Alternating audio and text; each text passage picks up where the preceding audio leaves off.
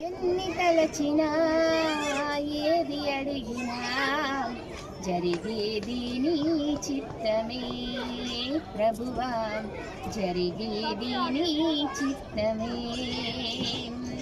నీ వాక్కుకై వేచియుంటిని, నా ప్రార్థన ఆలకించుమా ప్రభువా, నా ప్రార్థన ఆలకించుమా. ఎన్ని తలచినా ఏది అడిగినా జరిగేది నీ చిత్తమే ప్రభువా, జరిగేది నీ చిత్తమే. నీ తోడు లేక నీ ప్రేమ లేక తినలోన ఏ ప్రాణి నిలువలేదు. నీ తోడు